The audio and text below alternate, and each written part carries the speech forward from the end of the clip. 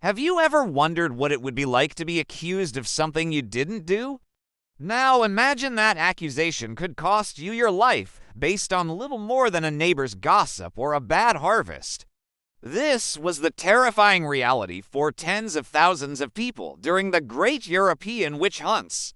For over 3 centuries, from the 1400s to the late 1700s, a wave of fear and paranoia swept across the continent, leaving a dark and tragic mark on history. But how did this happen? What turned ordinary communities against their own? And who were the real victims of this widespread panic? Today, we're going to journey back in time to uncover the complex and chilling story of the European witch hunts. To truly understand the witch hunts, we first need to look at the world they emerged from. Late medieval and early modern Europe was a society undergoing massive change. The Protestant Reformation had shattered the religious unity of Christendom, creating deep-seated anxieties and conflicts. The printing press, a new and powerful technology, allowed ideas, including those about witchcraft, to spread faster than ever before. This was also a time of environmental hardship, often called the Little Ice Age, where colder climates led to crop failures, famine, and disease. When faced with these inexplicable disasters, people desperately sought an explanation, a scapegoat. For many, the answer was witchcraft. The belief was that malevolent individuals were making pacts with the devil, using supernatural powers to inflict harm upon their communities.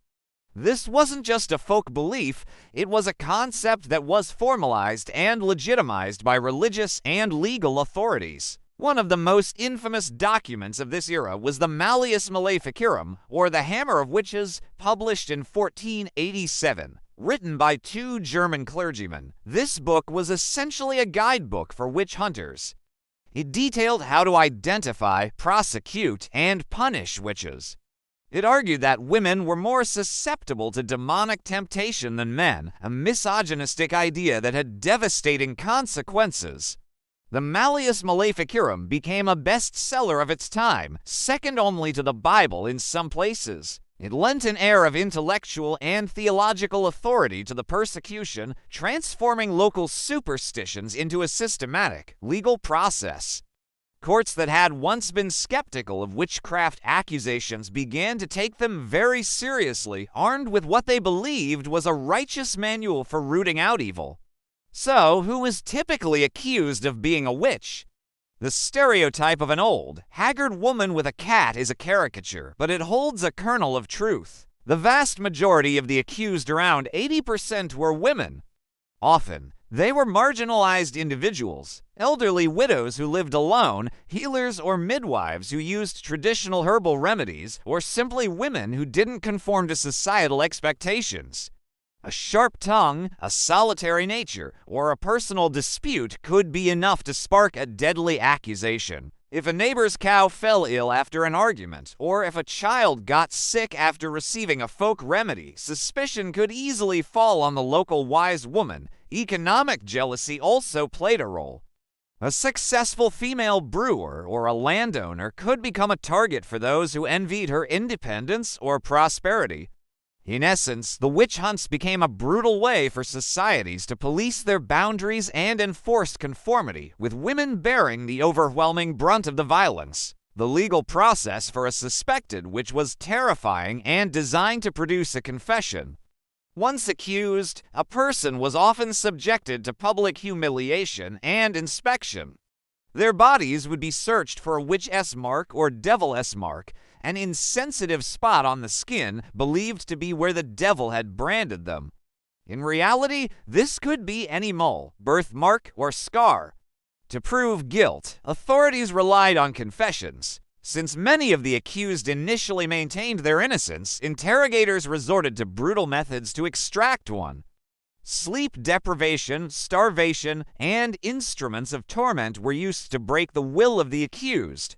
Under such duress, many innocent people confessed to impossible crimes, flying on broomsticks, consorting with demons, and cursing their neighbors simply to make the agony stop. Tragically, these forced confessions were then used as proof of the reality of witchcraft, creating a vicious, self-perpetuating cycle. The intensity of the witch hunts varied significantly across Europe. While we often associate them with the Spanish Inquisition, Spain and Italy actually had relatively fewer executions for witchcraft. The Inquisition was more focused on heresy, and its formal legal procedures often led to skepticism about witchcraft claims. The heartland of the witch craze was the Holy Roman Empire, what is now Germany, Switzerland, France, and the Low Countries. This politically fragmented region saw some of the most intense and brutal persecutions. In some small German territories, entire villages were decimated as accusations spiraled out of control. One person, under torment, would name others, who would then be arrested and forced to name more, creating a horrifying chain reaction. These localized panics were often driven by ambitious local magistrates or witch hunters who built their careers on the number of witches they could execute. By the mid-17th century, the tides slowly began to turn. The intellectual climate was changing with the dawn of the Enlightenment. Thinkers began to emphasize reason, skepticism, and empirical evidence. Judges and magistrates grew more critical of the evidence presented in witch trials, particularly forced confessions and spectral evidence, that is, testimony from victims who claimed to see the accused's spirit attacking them. As central governments grew stronger, they began to exert more control over local courts, reining in the worst excesses of the witch-hunting zealots. A series of devastating wars, like the 30 Years' War, also exhausted societies, shifting their focus away from internal scapegoats. People grew weary of the bloodshed and social division caused by the trials. The last official execution for witchcraft in Europe took place in Switzerland in 1782, marking the end of a long and brutal chapter. The legacy of the European witch hunts is a profound and somber one. It's a story of how fear, religious fanaticism, and social instability can combine to create a perfect storm of persecution. It is a stark reminder of the danger of scapegoating and the vulnerability of marginalized groups in times of crisis. The witch hunts weren't just a relic of a superstitious past. They were a product of their specific historical, social, and legal systems. By studying them, we learn crucial lessons about mass hysteria, the abuse of power, and the importance of protecting justice and reason, especially when we are afraid. The victims of the witch hunts were not supernatural monsters. They were overwhelmingly ordinary people, caught in an extraordinary and deadly web of paranoia. Thank you so much for joining me on this deep dive into one of history's darkest periods. It's a heavy topic, but understanding our past is essential to building a better future. If you found this video insightful, please give it a thumbs up and consider subscribing to the channel for more explorations of history. And don't forget to hit that notification bell so you won't miss our next video.